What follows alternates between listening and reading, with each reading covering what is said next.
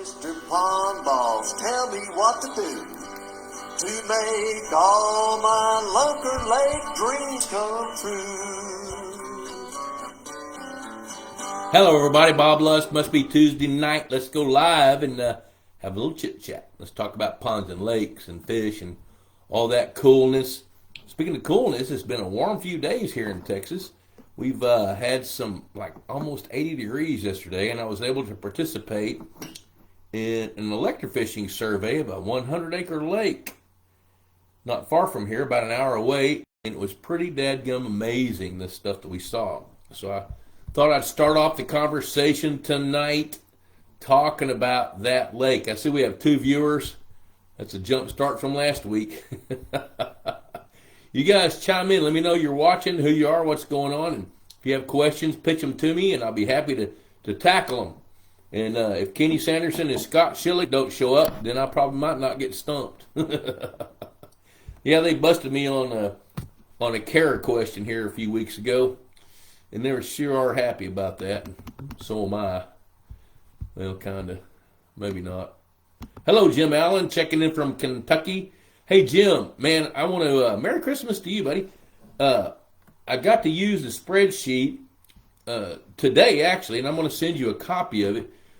So what I want to do is I want to talk about this electrofishing survey, and Jim, I used that, used the spreadsheet that you've built for us, and it's really pretty dadgum interesting, and I got a couple things to tell you here. But first, Pond Boss Magazine, hey, you guys be sure to, let's see, is that the latest one?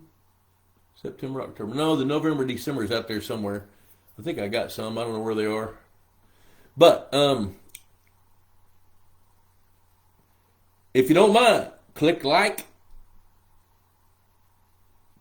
type in hashtag Pond Boss Magazine in the comments section, and share it to your timeline. You'll be eligible for a drawing for a Pond Boss hat. There's John Dyer. He and Jim Allen both were at the last Institute of Higher Pondology. And by the way, we're going to do another one in May, another one next October at the West Ranch near St. Joe, Texas. Great venue. And, you know, and these guys, I have to tell both of you guys, Jim and John, I have been so consumed with what's going on in my life. I'm not purposefully ignoring you guys with your emails and things, how you're trying to build things in. And, man, I'm all in, but right now I've got junk. So I'm hoping there comes Bill Shrum and Wayne Lancaster. Hello, Wayne. I got to hang out with Wayne last Saturday night. They had a little shindig at his and Josie's place, not far from here, about an hour away. And Bill Shrum was also at that Institute of Higher Pondology, you know, and so, yeah, life happens. Jeremy Day, there's Jeremy checking in from down around Magnolia, America. Good to see him. So let me tell you what happened yesterday. I got invited to participate in an electrofishing survey of a 104-acre lake not far from Hyco, Texas. It's a big flood prevention lake that was built in 1974. Hello, Mark Hicks. Good to see you. Attaboy, hashtag Pond Boss Magazine. You got it. Well, it was very, very interesting. I absolutely love studying the dynamics of fish populations. So here's what we got. We got a wide array, probably, I need to add them all up, but probably 75 bass that we weighed and measured, another 25 or 30 that we didn't, that were small. I do need a technical assistant. I know, I see Shrum's raising his hands. Yeah, I'll be the technical assistant. I do lead a pretty cool life. So what we found was that the largemouth bass in this lake, the numbers were pretty high. Our catch rate was pretty high. Hello, Eric Collerman from Beaumont, America, down around the coastal bend of the University of the Republic of Texas. Hey, Matt Marsden, good to see you, buddy. I hope that you're making some artificial habitat. American Fish Tree is Matt Marsden. Hope that you're making a few sales this Christmas so you can afford a tree. So anyway, we're shocking up all these largemouth bass. The biggest one was 9.36. The relative weight of that fish was, I think, like 110%. But what we saw was a pretty big spike in 9 to 12-inch bass in this 104-acre lake. We saw 3 size classes of bluegill, 4 to 5 inches, and then a bunch of 5 to 7s, and then a handful of 3 to 5s. No babies. No fall spawn bluegills. We found gizzard shad in 3 size classes. Abundant numbers of them in the 3 to 4 inch size class, gizzard shad, which is pretty small for a lake that size. Hello, John Henry. Good to see you, buddy. I'm glad you're chiming in there. Hashtag Pond Boss Magazine. Click like, share it. Share this video to your timeline, and you're eligible for drawing for a Pond Boss hat, which I'll get Leanne to do that after Christmas. I think Christmas Eve is next Tuesday. Boy, if I broadcast next Tuesday, I might get in trouble. I had to kind of doll that up. You guys that know my wife, the Pond Boss. So, the other things we found were white crappie. And Jim, that's what I want to talk to you about. I'll send you this spreadsheet. But the white crappie, the majority, well, I'm going to say the majority, all of them were 14 to 16 inches long. No babies, no young of the year, which kind of further helps prove up that they're inconsistent spawners. And most of the relative weights of the white crappie were 85 to 105, the majority of them hovering around that 90%. So they weren't skinny, but they weren't obese by any stretch. And the third thing was we shocked up quite a number of channel catfish that ranged anywhere from a pound up to 7 pounds. So that tells us that they're reproducing successfully in that lake. So we shocked up a bunch of gizzard shad, a fair number of bluegills, although their numbers were low. Largemouth bass numbers were pretty high. And the relative weights were kind of all over the board, with the majority of them being in the 85 to 90 percentile size range compared to standard. So what's going to be really interesting, I'm going to meet the guys over there again tomorrow, and depending on the weather, it's supposed to have a cold front, but we're going to go out again. And another thing, here's another real important thing, a lot of common carp. And some of those common carp, there were 2 kinds. There were just regular German carp, but there were a lot of carp that are shaped like goldfish. Like somebody had used goldfish for bait, and then whatever they didn't catch any fish on, they released them, and they grew up to be 9 or 10 inches long, but they're deeper bodied than normal German carp. So I see 2 different kinds of carp. So what we saw green sunfish with 2 different age classes, 3 inchers to 2 to 3 inchers, and a handful that were 5 to 7 inches. We saw bluegill. We saw no red ear sunfish, no threadfin shad. We saw gizzard shad. We shocked up only one gizzard shad that was huge, which that's not normal. And that one weighed almost 2 pounds and was, I think, 18 inches long, maybe a little longer. We weighed and measured it. And you know what? Since we're going to talk about this, let me look it up. Let me see here. Y'all bear with me. I'm going to look it up real quick because I got all that stuff right here.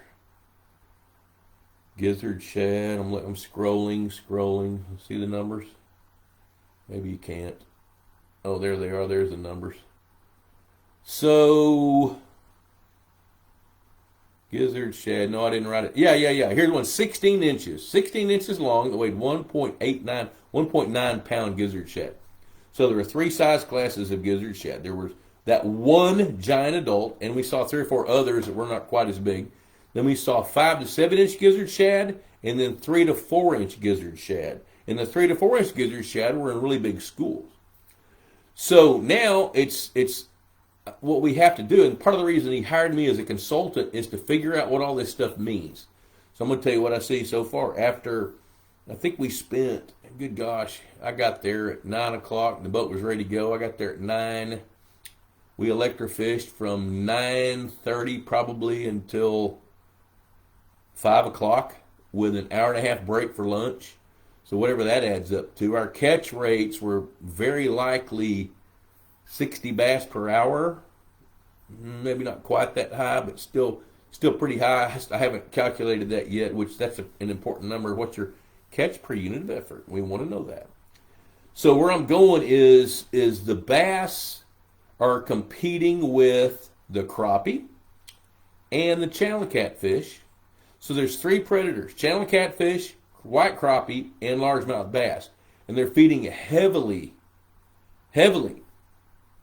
for all the forage fish, which the primary forage fish is bluegills, but the bluegills are getting chowed down upon by a lot of 7 to 9 inch bass. Oh, another really interesting thing is we saw a big number of 3 inch to 4 inch largemouth bass.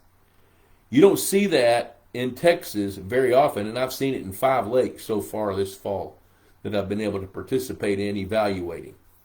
Well, what that tells me is typically when you see 3 inch long to 4 inch long bass this time of year, that means they were hatched in September, which is late, very late. Here's a little known tidbit that largemouth bass, when they develop their eggs and the eggs mature, they're not all maturing at the same time, especially in bigger bass that have bigger ovaries. You know, a 9 or 10 pound bass may have 2 pounds of ovaries, 2 pounds of eggs.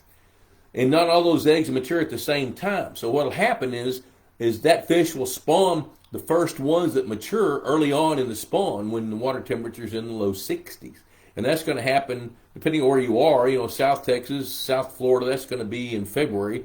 You know, in other latitudes, it might be in March. The first one might be in April when you get into Oklahoma through, you know, Missouri, northern part of Arkansas. You know, and then all the eggs don't mature at once because they're not all vasculated. There's not enough blood supply touching all those eggs for them to be able to mature all at the same time. So the ones that mature the first are laid the first. They're the ones that come out, fertilized, here we go. Well, then fast forward another 30 days, you get into the next cycle of the full moon, and then she's going to spawn again. After that second spawn, the water typically gets a little bit too hot, and the eggs don't develop quite as fast. It might be 90 days, you know, which takes you into September before the next eggs mature enough that she can reproduce, and those can be laid out there where they can be fertilized with a male that's still got enough milk to be able to go around and do the deed. Which, like most guys, you know, I guess they can be ready whenever they want. So, bottom line is we saw 3 different sizes of this year's spawns in this particular lake, which means recruitment is pretty high, which also means that predation of those bass is a little bit low. Well, when we start trying to calculate all this and figure it out, here's what I'm seeing so far, and I'm going to meet them back out there tomorrow. Like I mentioned earlier, it's going to be really interesting to see because there's a cold front coming through right now. The temperature's supposed to be lower, 15 degrees lower than it was yesterday with wind gusts out of the northwest. So we'll see how it goes. Fish tend to run deep. Well, what looks like to me is the bass are crowded for the volume of food that they have to eat.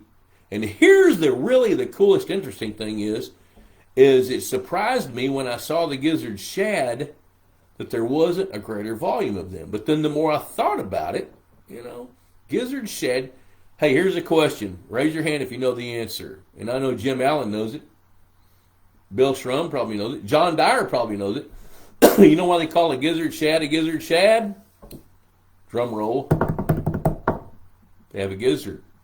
Makes them a bottom feeder. So gizzard shad are running around digging up in the mud, and that big, almost 2-pounder, I dissected it because we had a college student on board the boat, and I dissected it to let him see the gizzard and see all the mud that was in the inside of that gizzard shad. So gizzard shad are sucking the mud up from the bottom in shallow water, and they're crushing and digesting whatever food sources they get while that mud passes through their digestive system. There you go. Bill Shrum knew the answer. They have a gizzard. Yep. Oh, he edited it. Look at that. I saw that disappear. That was pretty cool. And so the gizzard shad are competing for food and space with the carp because the carp are doing the same thing, except the carp don't have a gizzard. So these gizzard shad are in there filtering through the mud, which there's a lot of it because this lake is a flood prevention lake, which typically those have a lot of shallow, muddy bottom water, which this one does. And it's very, very unique in that there's still some fairly good habitat for bass and bluegills. Not enough, but a pretty fair amount. So one of my recommendations is going to be is he needs to diminish the competition with his bass, which means harvesting some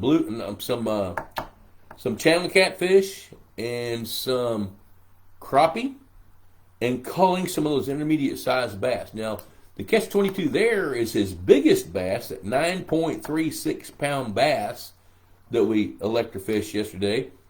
It eats those 10-inch bass. It eats those bigger gizzard shad. It eats pretty much what's in the lake. Well,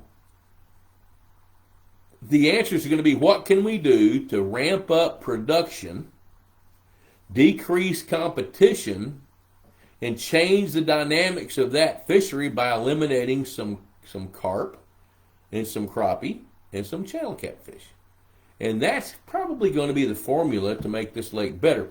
Now, keep in mind, when I start analyzing a lake, and you Institute of Higher Pondology guys, you know what I'm getting ready to tell you. And you guys that watch this show on a regular basis, you're going to know what I'm talking about. First of all, happy water. If the water's not happy, nothing else matters.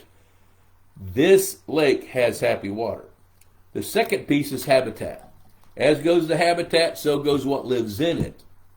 I think habitat is suspect in that lake, especially for small bluegills and for big bass, although there's some big bass in it. So we're going to figure that out.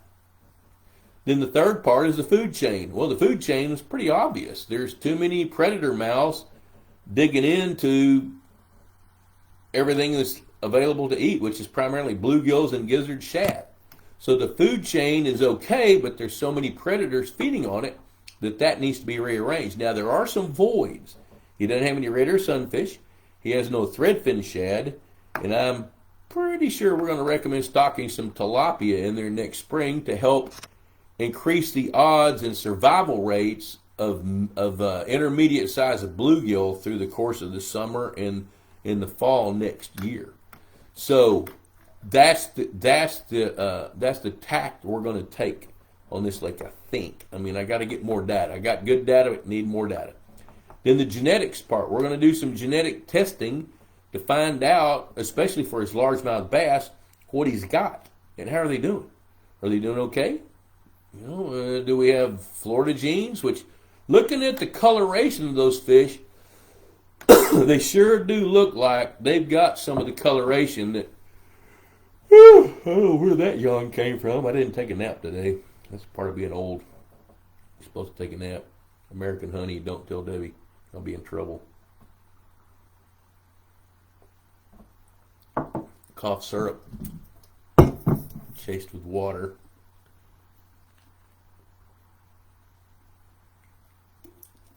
Cool, clear water. There's a song about that, isn't there? So, bottom line is we're going to figure out the dynamics. I've got a guy coming tomorrow. Matter of fact, Patrick may be watching this show. He's just not letting us know that he's out there. But Patrick is going to go map the bottom of that lake tomorrow. Get a bathymetry map. And once we get that map, then we can begin to study the contours of the bottom of that lake, figure out where the fish like to hang out, and then go see what we can do to enhance that. So, looks like people are asking questions and answering questions, and I ain't looked at one of them yet. Let me back up here. There's a Pond Boss app for tracking your catch. Mr. Dyers began testing. Yes, he has. And also, one of my good friends over in South Carolina, Wade Bales, has created one that we advertise in Pond Boss for him. It's called Smart Fish app. Check that out, Smart Fish app. He's already got one out there, and we're working on one for Pond Boss as well. Little different app, and John Dyer's working on it. And John, I promise I'll circle back on that before long. It's just there's only 28 hours in a day, and I sleep 5 of them. All right, Eric Kellerman, da da da da da. I'll never admit that might be one of my favorite movies because of who I was with when I watched it. Debbie the best. 2 questions, please. Thoughts on using non-chlorinated well water for adding water to a pond? That's a yes. Here's the thing about well water. Most well water is not chlorinated, but it's also void of oxygen, which, it's on the surface, forgive that pun, on the surface that sounds bad, but what happens, depending on the volume of water that your well spits out, that's going to determine significance of how it's going to impact your pond. So here's where I'm going to go. The fact that it doesn't have chlorine in it's great. You don't want chlorine in any pond. Chlorine kills. That's why they use it, to kill stuff, bacteria, virus. It even kills viruses. That's how toxic that stuff is. So using non-chlorinated well water. The thing about adding well water is you got to figure out, is it enough? So 1 acre, 1 inch deep is 27,000 gallons of water. That's a lot. And so when you start doing the math, let's just, let me get my little phone out here. Hang on. We'll do a little bit of well water math right here. So we got 27,000 gallons per acre inch divided by 60 minutes. Oops, I multiplied it. 27,000 gallons divided by 60 minutes is 450 gallons a minute. Is that right? 27,000, no, that can't be right. 27,000 gallons divided by, that's 27,000 gallons divided by, I know what it is, let's say 30 gallons per minute. Take 900 minutes to raise a pond 1 inch at 30 gallons per minute. So that's going to be 60, it'll take 15 hours. So if you're losing, half an inch a day to evaporation or seepage or whatever, you got to run the numbers. That's where I'm going. So most well water is okay. Some well water is not. So one of the things I'd tell you is be able to do some water chemistry tests on your well water to make sure it's healthy. And most of the time it is.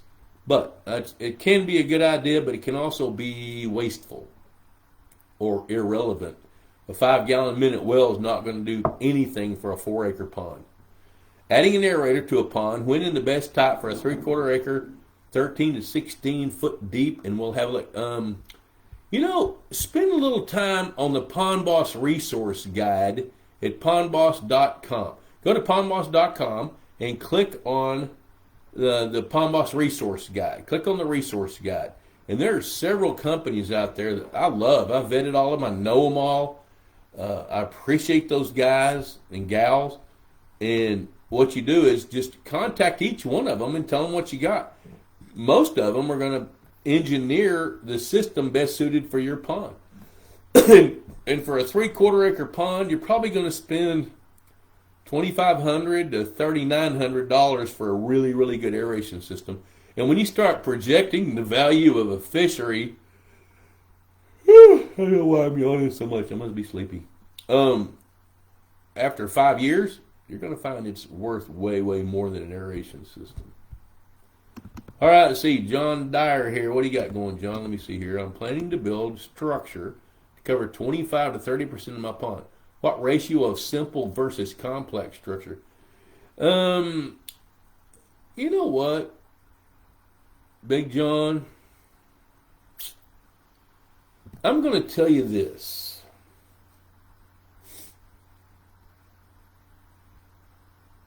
It takes about 10 pounds of bait fish to grow a pound of game fish. So that means complex structure has greater significance than simple structure. Now, what John's talking about here is complex structure would be just visualize a Christmas tree underwater. That's complex structure. Visualize simple structure as the trunk of a tree with the main limbs and all the small limbs cut off. Or picture a Sputnik-looking PVC pipe structure. That's a simple structure. So you want, I'm going to tell you, if we look at it from that percentage, 80% of your structure should be complex and 20% of your structure should be simple. And I think that's a simple way to say it. I think. And I just got a text. Let's see what it is.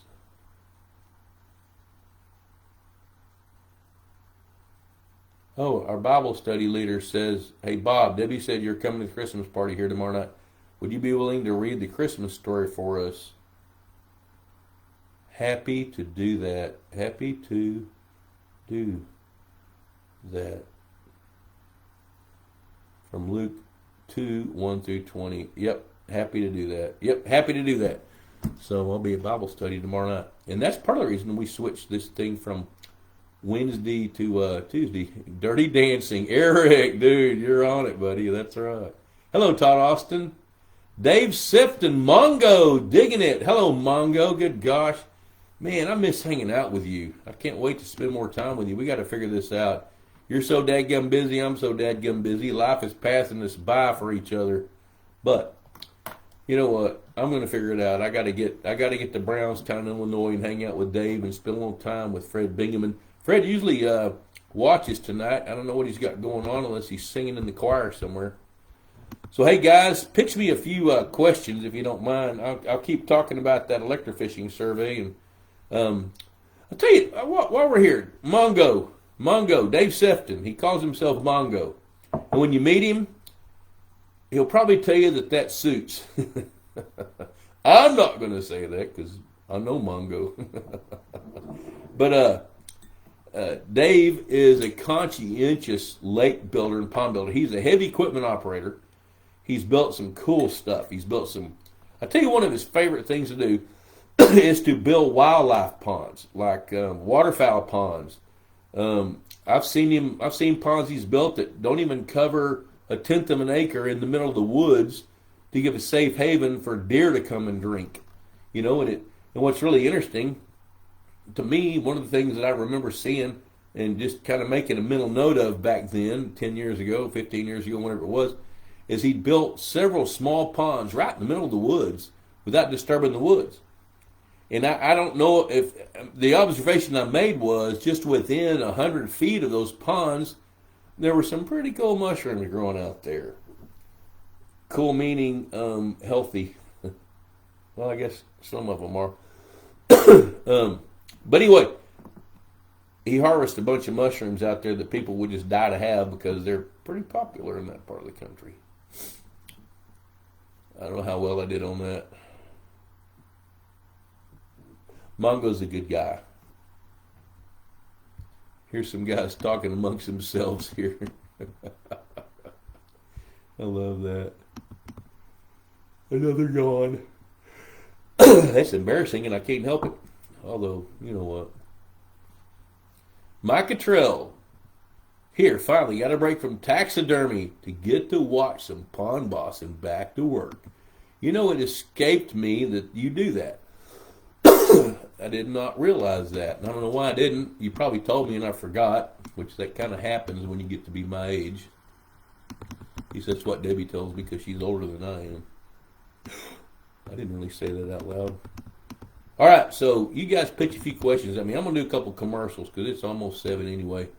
Oh, no, I just clicked on something and you went away. There it is. So, Pond Boss Magazine, hey, you guys know what I'm going to say. $35 a year, cheaper than a Friday night date, and it lasts a year. You know what? Here's a copy. This one came in the mail. Oh, yeah. This is the November-December issue of Pond Boss right there. Still in the plastic bag that it was mailed in. And I'm going to leave it in there. I'm going to leave it in that plastic bag. It's got my name on it. I keep thinking, I'm just cocky enough to think that this might sell for $7 or $8 after I die.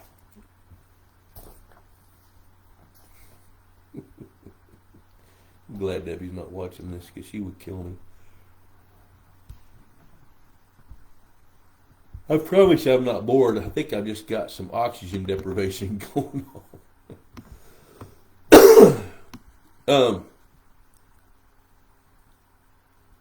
Purina Mills, Aquamax, MVP, multi-variable particle, 9 different pellet sizes. Of course, this is about the time of year we tone down the feeding, but, I like to feed the fish as long as they'll eat it. I think, here's something kind of cool. I think one of the secrets that allowed us to grow bluegill beyond 2 pounds up to 3 pounds 4 ounces in Richmond Mill Lake was the fact that we fed them all year long. More oxygen deprivation. I might need to take a nap. I'm not sure where that cough is coming from. But what we did was we had 50 feeders on that 125 acre lake. 25 of those were primarily to feed bluegill. 10 of them were there to feed little bitty bluegills, and the other 15 were to feed trained largemouth bass. Hey Mongo, if you're on there, tell me what kind of mushrooms those are, because I'm a little embarrassed I don't remember it.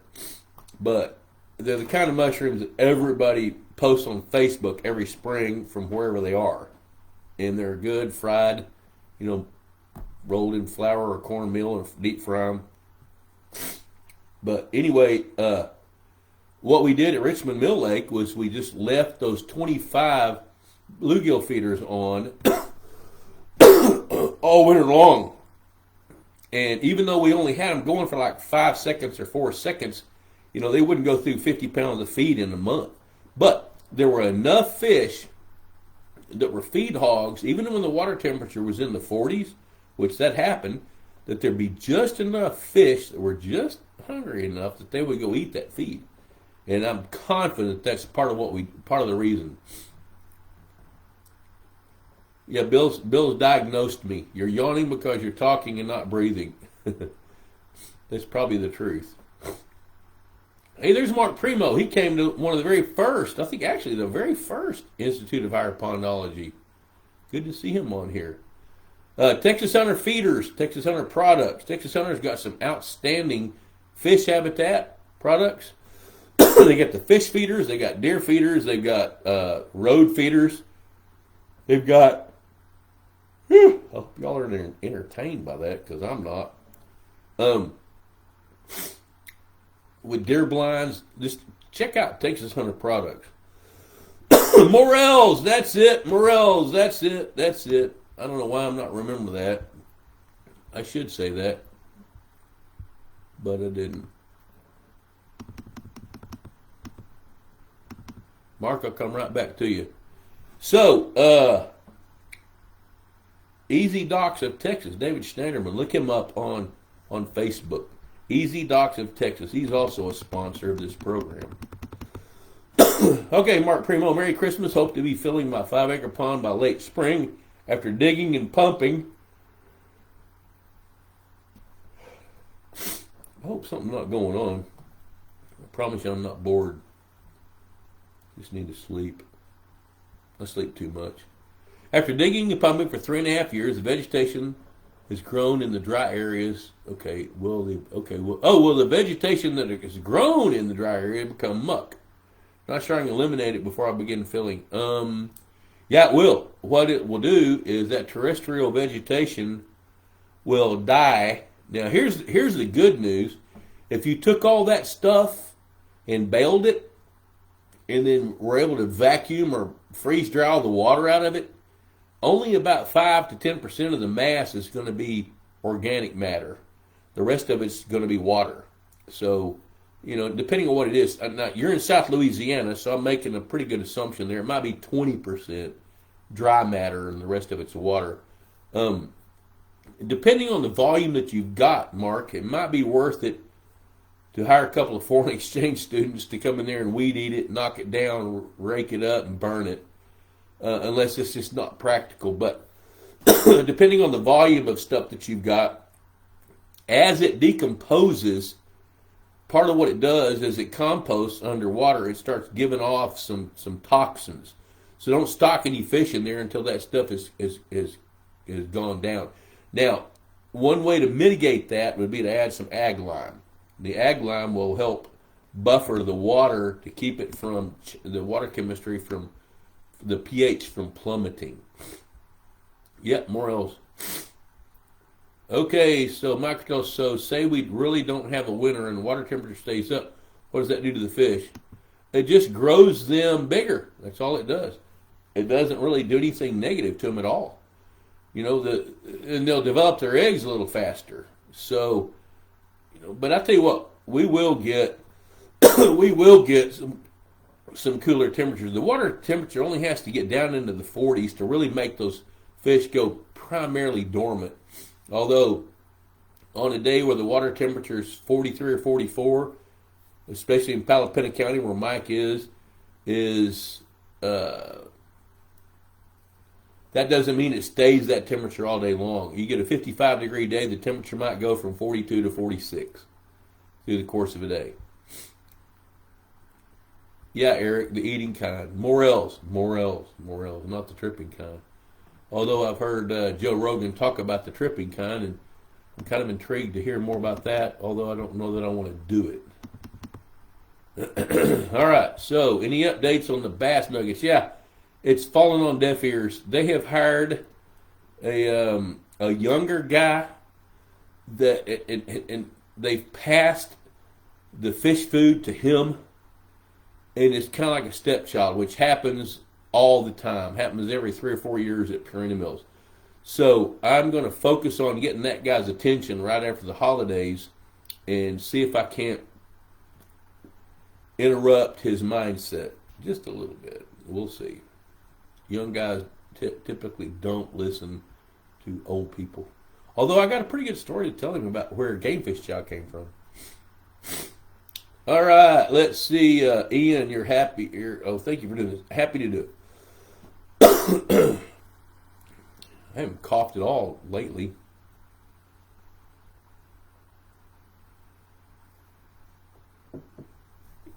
What are my thoughts on Titan bass? I'm going to tell you my thoughts on Titan bass. So let's see what Dave Sefton says here.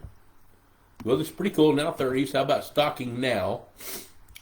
In Illinois, it's probably irrelevant to stock fish right now, because by the time you do it, the water temperature in Illinois and pretty much everywhere except, I think if you draw a line from Oklahoma City through Memphis to Nashville, going up, curving up into, say, Raleigh, Durham, south of that line, you're okay to stock for another month.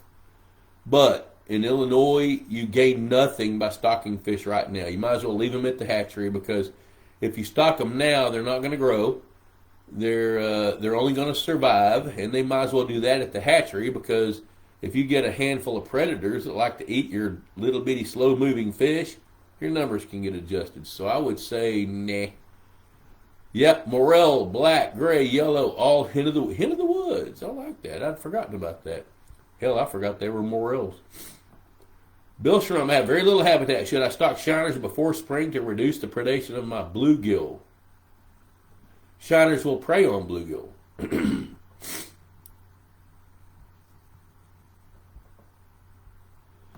Bluegill, tilapia, I have witnessed tilapia increasing survival rates of intermediate-sized bluegill over and over and over. I believe in that. Which I'm probably going to tell that to this landowner that I've got a consulting agreement with once the electrofishing is finished and I can see the numbers. And since I'm able to be in the boat, it's good to see what's going on. So let's see. Should I stock shiners? The reason to stock shiners is not to reduce predation of bluegill. It's to fill a niche. And I would stock them before they reproduce, because if you could buy a few pounds of shiners, golden shiners, Bill, and stock them in there, and you've got substrate for them to spawn, and you get them when they're eggy, which is going to be in March, then you can add a dimension, which means you can add some young of the year golden shiners to help feed your bass and help. That would help minimize or manage predation of your baby bluegills if you did that. But now here's the thing. I wouldn't stock more than about 5 pounds per acre. So if you got, I remember that you've got, Jim Allen, you're killing me. Do I need any worksheet updates? No, I don't, because I can talk to him before tomorrow. I can talk to him about that. I can show him. I already sent it to him, showed him. Just to let you know, on the white crappie worksheet, there's no room for 16 or 17 inch crappie on that. But I'm going to send it to you so you can see the numbers and you'll see exactly what I'm talking about. But I don't have to have it tomorrow. because this guy is he is very passionate, very earnest, and his learning curve is steep. And that's not something that's on a learning curve right now, because he knew he's only on this property for a month. And so everything is new. He's got a childlike wonder about it, like we all would. He's excited about it. And he might be watching this show, but nobody will know it until I talk to him tomorrow, see if he did. But he watches this usually after it's over. You know, that's part of how he found me to come help him consult. So the bottom line is, no, I don't need it before tomorrow, but I'm going to send it to you here shortly. And then you can take a look at it and see what I'm talking about. Should I stock tilapia? You know what? I do think that tilapia is a good idea. Mark Dyer, John Dyer, I've made quite a few PVC structures, and then I see how they've worked over the last 2 years with my Garmin live scope. There you go. And those PVC milk crate structures, those are pretty cool, because not only do they provide habitat for fish. Damn, you wrote a book, Mark. How'd you get off work to do this? There you go. All right. But part of where I was going is, the thing I love about plastic, whether it's PVC or milk crates, things like that, plexiglass, is that substrate for periphyton to grow. And when you have periphyton, that's a mixture typically of bacterial colonies, as well as different kinds of algae and the different kinds of bacteria that grow as a colony, as a unit, to help cleanse the water. So they're sifting nutrients actually from the water column in order to thrive, and that plastic is a substrate for them to cling to and to be able to grow. So I really like plastic underwater. Yeah, there you go. You guys are having a good conversation. I'm not going to butt into that. Mark Dyer, dude, you're the man. You guys are so cool. I love hanging out with these guys. So let me look at the numbers here. 22 viewers, 45 comments, 20 reactions, and 5 shares. Good, we got 5 people that want to have a drawing for a Pond Boss hat, of which probably 8 of these guys out of the 21, 21 now, do that. Plastic also attracts snails. Chris Blood, Costa Rica. Dude, you're killing me, Smalls. Merry Christmas. Headed out for blue marlin. You know what? Of everybody on the planet, I can't think of anybody who deserves an opportunity to go catch a giant blue marlin than my good friend Chris Blood with Texas Hunter Products. And here's the question du jour. What the hell are you doing watching me on a Tuesday night while you're in Los Sueños, Costa Rica? And I hope Mary's with you. And if she's not, I hope she's doing something pretty cool too. I love me some Chris Blood. Chris Blood is a stellar friend, a great vendor, a great promoter of the pond management industry. The guy is and he's a machine. He's the mule that pulls the plow. That's a compliment, by the way. All right, guys, a little bit more about this lake. Let me see what I can think of. So we'll take the bathymetry map, and then we'll start to relate where the fish are hanging out to places on the map. Mary's here. Oh, good. All right. Tell Mary we love her, and we're so glad you guys are hanging out. I kind of suspected she was there with you. I don't know that she's going to let you go to Costa Rica and then maybe kind of slip off down to Peru and she's not there, because that's kind of her. She's hung a hat in Peru before. And Debbie's at a party, so I will convey the message. Merry Christmas to all of us. So I think that the key to this lake that I'm working on right now and trying to learn about is going to be influencing, improving the habitat. That's going to be the backbone of what takes this lake from pretty dang good to great. And one of the things I was telling this landowner yesterday is that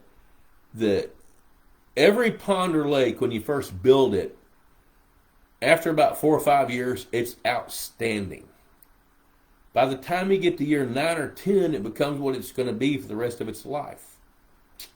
Now, I want you to kind of think about that. I want you to think about that. Trip Homegrain checking in. You got to break bread with Wyman Menzer, the Texas State photographer. I love that guy. Well, Trip, that speaks a huge amount for you, buddy. Got to be able to hang out with Wyman Menzer last night. Wyman is an old soul in a new society that he escapes. You know, and Wyman, you guys look up Wyman Menzer. That guy's fascinating. And Trip Homegrain's pretty fascinating. He's a humor writer, which he's making an attempt by calling me Dr. Fungus, which is an inside joke, because I'm not a doctor. Everybody knows that. So, anyway, here's where I'm going. And I asked this landowner yesterday, I said, hey, you know what? If you wanted to go somewhere with a guide with a legitimate chance of catching a double-digit bass, where would you go? Well, OHIV around San Angelo, that's the new hot spot. But the old go-to is Lake Fork. Well, the state record largemouth bass came out of Lake Fork 32 years ago. Now that lake has got 14.16 gazillion yellow bass, which don't get any bigger than about that, 8 or 9 inches long. So that lake has the best habitat, the best water, the best food chain for what is going to excel in it long term. And that's where Lake Fork is now. Your pond's going to be the same way. If you don't have happy water, if you don't have the best habitat for the fish you want, the best food chain for the fish you want, the best genetics for the fish you want, and a good harvest plan, then the lake's going to take it upon itself to become whatever it's going to be. It's going to do that. And this lake is a pretty damn good fishing lake.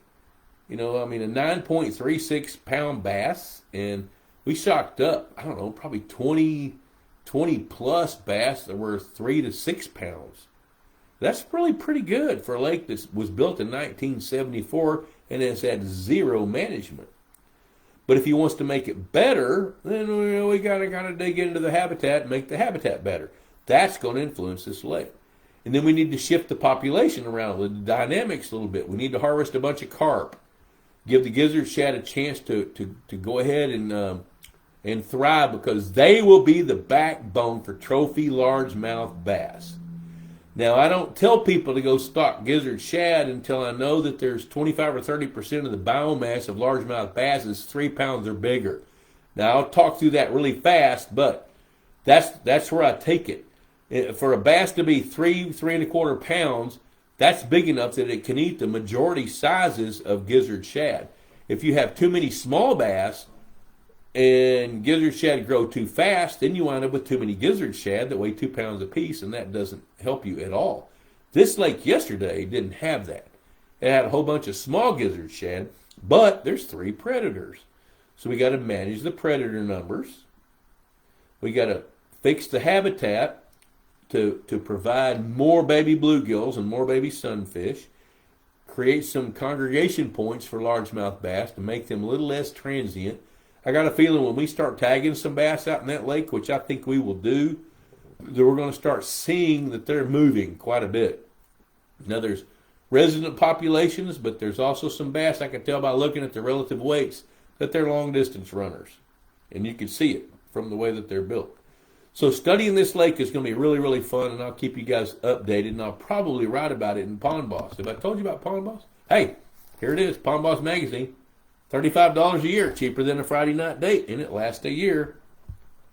Let's see here. Let me see what's going on. Jim Allen, we put a bunch of pallet fish structures, put 3 layers on the bottom for channel cat structure. 200 pounds of concrete doesn't keep them from flipping over. Don't use dried pallets. Anyone got a clever way to anchor them right set up on 12 feet of water? I would tether them.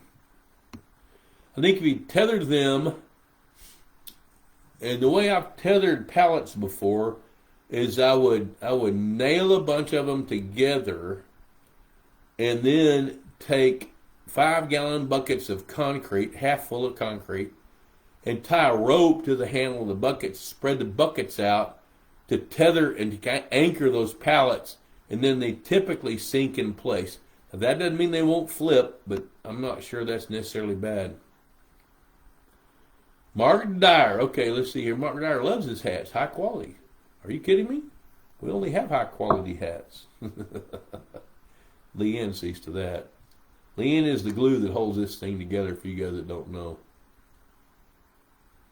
Anyone got a clever way to anchor them right side up? You know, the only way I've ever done it that seemed to work is like I just talked about with that, with 5-gallon buckets of concrete, 4 of them, tethered with ski rope. That's how I've done it. I don't do it anymore because I'm too old and I don't want to. Let's see here. I'm going to scroll down a little bit. Jason Dodd, Wichita, Kansas. When you're a new pond owner that's built an amazing fishery, how do you pass the time during the winter when the fish aren't biting? Good question. Let me think about that a minute. You know, I think, Jason, you're a car guy. As you're pondering, ooh, that's a good word. As you're pondering your car stuff, think about what a fish might do when it's really cold. Because you know they're going to eat a little bit. I pass the time by making brand new habitat, putting on top of the ice, drilling a hole so you can anchor it. It doesn't drift off when the ice starts to break as it melts, and that way you can add habitat to the pond. There's my answer. The $1 million, whatever that show is, question. Jeff Wallen, I'm trying to figure out why I can't move my diffuser. I pulled on the rope to raise it and bring closer to the bank. It wouldn't move. To the second one, and the same here. I cleaned them over the summer. Trying to figure out why I can't move my diffuser. Makes me wonder if your weighted hose is buried in the muck. It wouldn't move. You know what? Did you turn them off? If you turn them off, there's less pressure. And that might be the worst answer on the planet because I just made that up, just trying to use logic because I really don't know the answer. Call your manufacturer or the salesperson where you bought that system and see what they say. Cough medicine. I haven't had American honey in forever. American honey.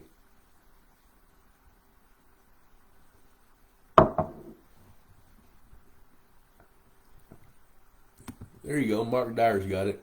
He lives in Nebraska. You know what? That's good advice. Use a camera. There you go. Drill a hole in that ice. I mean, I know you don't have any ice right now, Jason, but see.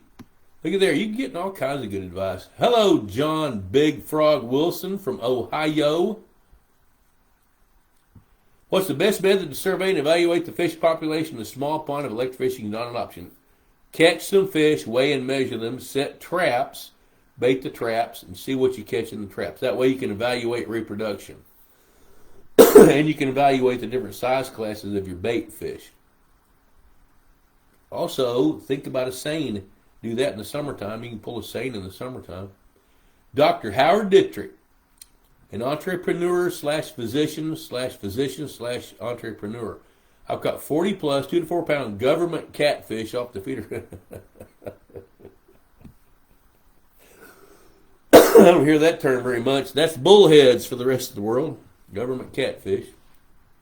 They just keep showing up. They love MVP. Any ideas? Just keep catching them.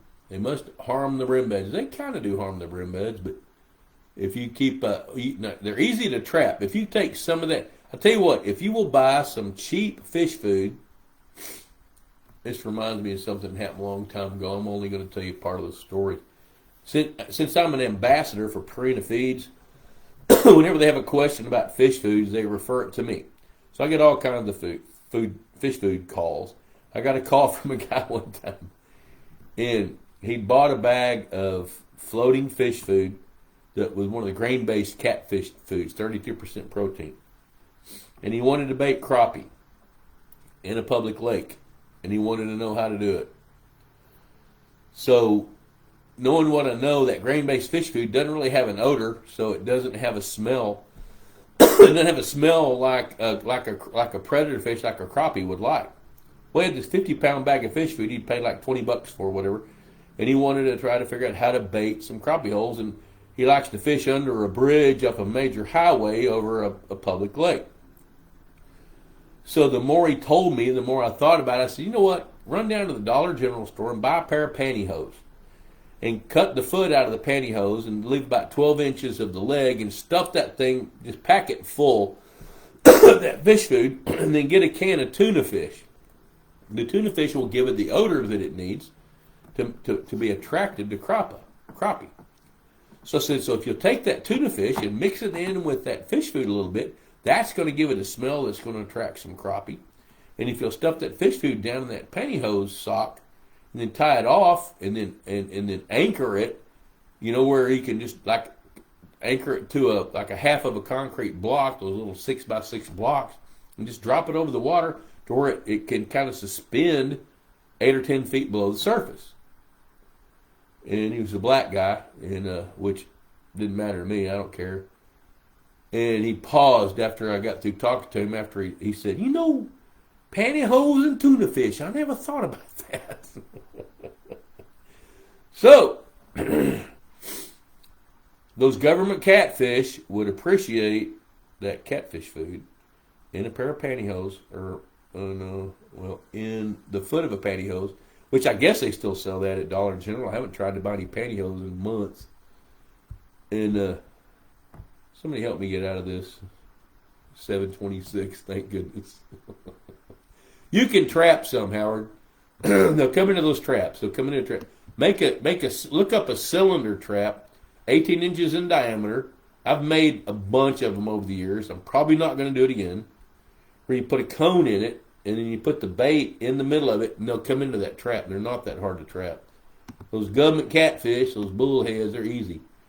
Okay, so there's Mark Dowler talking about plastic pallets, cinder blocks. Okay, there you go. Pass the time with good Kentucky bourbon. I do that at least once a week. Pump went out, waiting on parts. Okay, trap. Yep, there you go. Holy cow. Hey, Pam Funderburg, my favorite people, Pam and Johnny. Merry Christmas. Wish we were eating fish. I wish we were eating fish with you guys tonight. All right, need to put the pantyhose in my book. That story is in my book. It's a pretty funny story, and I'm sorry Pam had to listen to that. Woo! Her husband's my preacher, but he's more so my friend. He and I are great friends, and I'm so glad Pam's checking in. So, guys, it is 7:28. I've dug myself several deep holes that I'm not sure I can ever get out of. But as always, I love hanging out with you guys. So I think what I'm going to do now is there's a little restaurant right here in Pecan Plantation. And if Patrick Clayton's watching, Patrick, I'm about to sign off and go to the 19th hole. And you and I can talk about that lake that I'm working on, because I know you're really, really interested.